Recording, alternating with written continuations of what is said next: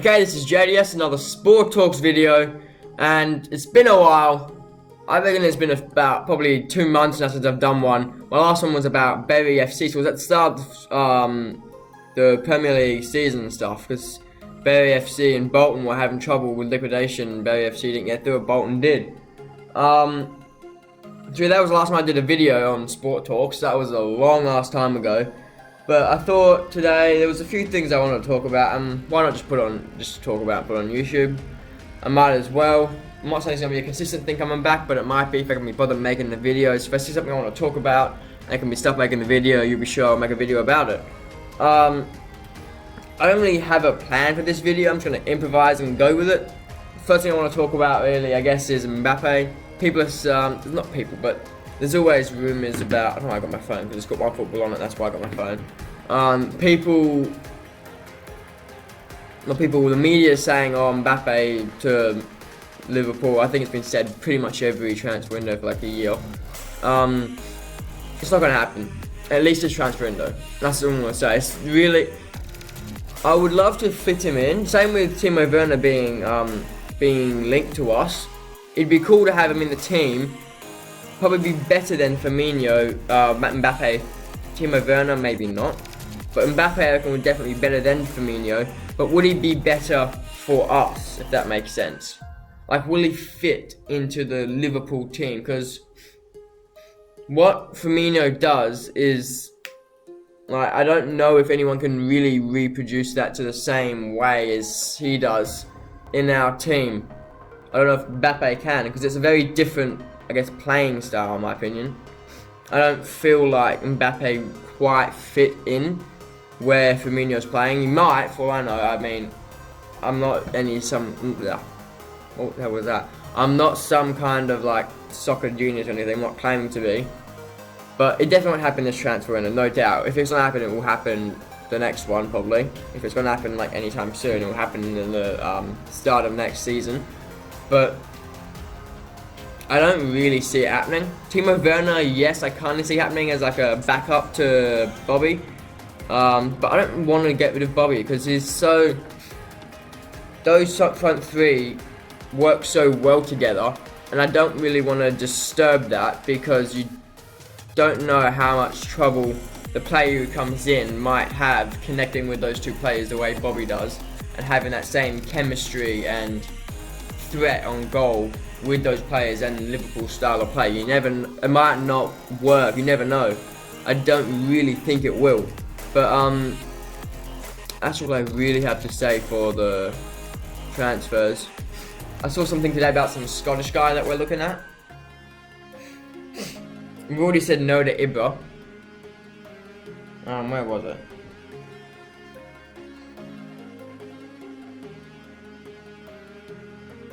And Eden Hazard saying Liverpool players should get Ballon d'Or. I mean, I love our guys. They're very good. Alisson, Van Dijk, Mane would be the ones to get it if anyone did from Liverpool. Probably Van Dijk or Mane, probably Van Dijk. But I just don't think they're good enough. I mean, they're versing Messi. I mean, Messi's had a great year, and is Messi. Like, in my opinion, every year, Messi should really win. The way he performs. I'm not saying like he performs like shit, he should win. But the way Messi performs every year, he should really win. Because he's the best player every year. He gets the most goals, the most assists. He gets pretty much the most of every bloody stat. He gets most free kicks most bloody years. He's just such a level above everyone, and really, I don't see how he doesn't get it every year. I don't really understand how he doesn't get it every year. Yeah, it doesn't actually have a photo of the guy, but it says Liverpool interested in move for 15-year-old Scottish talent. Manchester City also keen. I don't know who he is. I'll actually go into it and check for you guys. Leon King from the Rangers. So yeah, if he's any good, well, I guess we bought that Dutch guy, and I believe he is the Van der whatever. Where is he? Oh, so, you know what I mean. We got him in the first transfer window. Even Klopp says Van Dijk's above Messi this year. I don't see it. I really do not see. I'm sorry, it's bloody good, but it's not Messi level. No one's Messi level. Sepp Vandenberg is who I was talking about. Anyway, let's move on from that. Let's move on to the league and how it's going. May as well bring it up on my phone so I don't get anything wrong. Table. So obviously Liverpool are first, 37 points. And then Leicester is second on 29. Man City on 28th and third and fourth for Chelsea. I don't want to call it too early, but it looks like we're gonna win. I definitely don't want to call it too early because it's the sort of thing where we were in a better position last year this time of the year. We were up by 10, weren't we? We're only up by 8 at the moment. So a lot can happen in that second half of the season, and it happened last year. I won't say we fell apart, but we were drawing too many matches, and Man City were just too good, and they overran us. I don't see Man City doing that this year with their injury like situation. Like if they get any injury now, they're gonna be 3 or 4 players down. Yes, they'll get 1 or 2 back before January, but then they'll still have injuries on big players. That's one thing we've managed to get away with. We haven't had a long-term injury on a big player yet. Even Mo Salah in the week gone, or 2 weeks gone, he hurt his ankle, yes, but he was still on the subs bench for the team, so it's not really a major downfall for us, and we won the game anyway. City are kind of semi-struggling without Otamendi at the back. So they're putting Fernandinho, and then they're putting Fernandinho from CDM, wherever he actually plays in the team. I think he plays as CDM, into centre back, and then they're missing his because he's been put at centre back. They're missing his contribution in the midfield, and it's not being as effective for their forward movement and their forward attacks. Forward attacks? Is it defensive attacks? I don't know. Anyway, yeah, it's affecting their fluency and the effectiveness of their attacks because they don't have that man from even getting the ball earlier. Like, they basically had another centre back. So basically we're playing a 5 in the back in a way because I had Fernandinho in the CDM position, and when it was defensive he can just drop back and basically play as another centre back just forward of the centre back. So that was working well for them, and now they don't have that. They don't have that extra man, that extra help up forward, which Fernandinho clearly, as we've seen since he moved back, was a great help in that midfield. And now they're just not playing as well because they don't have that player. I don't think Otamendi's back yet. Let's check. I believe Otamendi is still injured. What am I looking for? Squad.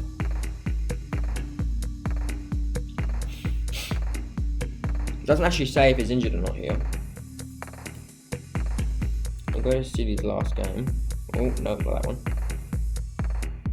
Match day. City. He would have played if he was not injured. Did he play? No. See, Fernandinho is still playing in that in the centre back position. I'm guessing he plays where Rodri normally plays. So if you look at if you look there. Oh. Is it going to focus? It's not going to focus. So here is Fernandinho. Wait, can you see that? Where's my finger? There's Fernandinho, and there's where he normally plays, I think. They have Rodri in that position instead, which I do think is a loss for them not having Fernandinho up there, because they lose an extra man up front. Let's move on from the soccer now. AFL drafts happening soon. Don't know how we've done it, but we've managed to hold, us being West Coast Eagles, have managed to hold on to Gaff. A lot of things has really happened. We've had all players retire, obviously. Big players actually retiring this year. We've had a lot of big players retiring in the last few years, actually. We had a lot of the, I reckon we had 4 or 5 of this Hawthorn squad that got 3 in a row retired this year. We had the big midfielders Lewis and Hodge, and we also had Roughhead, all 3 of them retiring this year. Roughhead's last game was nice, getting 6 goals. So yeah, the draft is coming up. There's a good West Aussie in there. The cousin, what's it called? Nephew, that's the one. Nephew of Darren Glass or something. So he won't be on the last because we're too low down, so he'll go to some other club probably unless he gets pushed aside like he was last year. Last year he was told he was too slow and something else. So yeah, that's happening in the AFL. The draft's happening. I think we look good with I've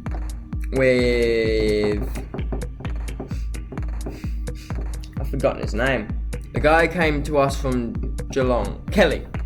We look good with Kelly in our squad now. It's filled the positions that we were losing something because our players are getting old. We were losing that pace, that flair in that midfield, and that means since we lost Pritis, we haven't had as much of an inside presence. You can't really get much better inside than Pritis was. So we've always had to sort of just like, and we still are really just, we'll be getting over it now obviously because we haven't had it for a while, but we've had to really improvise on the inside because we've never had a player that was that good on the inside.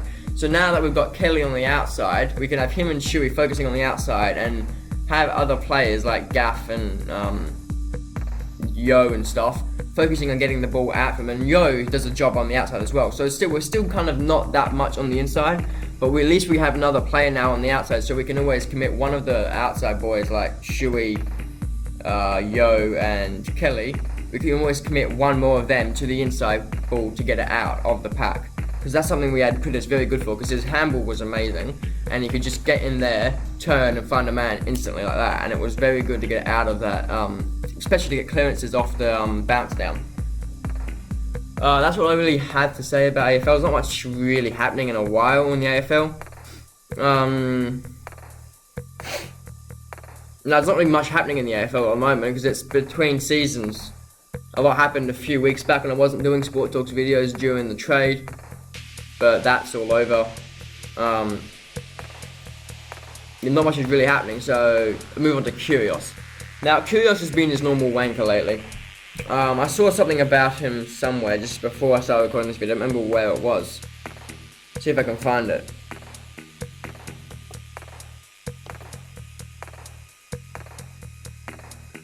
I don't see it anywhere.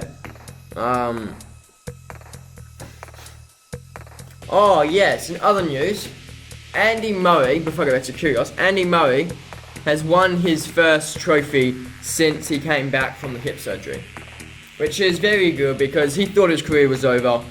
He had very bad problems with I believe it was his hip, and you saw in the last game he played before the surgery where he said he was retiring, he was in absolute agony. Like, he was like wincing in pain after every point, sitting down. He couldn't even stand up and he was hobbling around the field, still doing well. I think he lost the game in the end, but he still was very competitive against someone who wasn't majorly injured like him, because he was absolutely stuffed with that hip injury. But he's come back. The surgery apparently went extremely well. He expected to be told he couldn't play again. He was told he probably wouldn't be able to play again after hip surgery, but it went so well that he was told, "No, you're fine to go back out, play again." And he's come back, and it's not taken him that long to get another trophy. So congratulations to him. It's been a while now. It's been a few weeks, maybe even a month or two since it happened. But he's got, actually wouldn't probably less than a month, but he's got another trophy. Congratulations to him. Now, I can't find whatever it was about Kyrgios. I saw something somewhere. I don't remember where it was. I'll just search his name.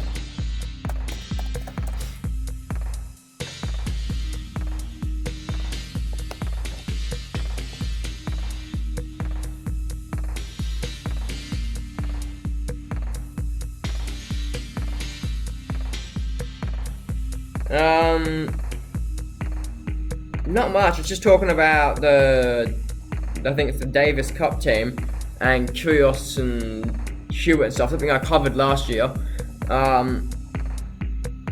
Apparently he's defending the snubbing him or something, but then in a news article below it says Hewitt praises team man Kyrgios. I don't know. The thing that annoys me about Kyrgios so much is He has so much talent. He has more talent than anyone I've seen for Australia in my life. Because Hewitt was pure determination. He didn't really have that much pure talent. He could play the shots. He didn't have any certain special shot. He was a good returner, but he just worked you down 1 in 5 sets, and he won a lot of games. That's how he got his 2 Grand Slams. He was a very determined player, and he just wore you down throughout the game to win the game. Kyrgios is just pure talent, and his only reason he is anywhere in tennis is the pure talent he has, but he's just wasting it with all this bullshit he goes on with. If he focused, if he got a proper coach, I think he's a coach now, but if he had a coach his whole career, he focused on improving instead of bloody moaning about bullshit, he could be so much better than he is. And if he didn't lose his shit every game where it's not going perfectly, and actually focus on the game more, and not throw his racket around and throw games and say I'm bored in the press conference and stuff after, don't care. If he actually focused on the game properly, he could be so good, but he's just wasting it all, and that's just the nature, I guess. He's just what he is. Nothing I can really do about that. Nothing anyone can do about that but him. So many people have tried to talk to him and try to get him to do stuff. I think even Federer hasn't. So I think even Federer has. I don't know why I can't talk. So yeah, I can't think of anything else to talk about really. Oh, one more thing before I go. The NRL, the NRL, the stupid bitch that runs them, has admitted that she was wrong. Well, that they were wrong with the whole Kyrgios. So again, the stupid bitch that, I shouldn't say bitch, the person that runs the NRL and the NRL in general has admitted that they were wrong about the Folau situation. They shouldn't have banned him. I think the reason they're saying that is they're trying to avoid going to court for it, because they don't have the money. Like, the Folau actually probably has more money than the entire bloody NRL. I wouldn't be surprised. They don't have money. Don't know how. They're like a massive they're a league. I don't know how they don't have basically any money, but they're poor as shit in terms of what you'd expect for a league. So they don't actually want to go to court. They don't have the money to go to court. But I think Folau doesn't give a shit at the moment. He's just like, I don't care, I'm taking you to court anyway. Even though they apologised, they said they were wrong, I know, I'm sorry. As you'd expect, Kyrgios has said, nah, stuff you, I'm taking you to court anyway, I'm suing you. Because what they did is they banned him and kicked him out of the league for something which is in his human rights. I've talked about this before, I'm not going to talk over again. If you want to see it, go back in my, either go to the playlist on Sport Talks or go back to my videos until you find the Folau video. That's what I'm going to talk about. Hope Folau gets his way back into the league or gets his way back in playing basketball, rugby in some way. This has been JDS. Thanks, bye. See you next time. See ya.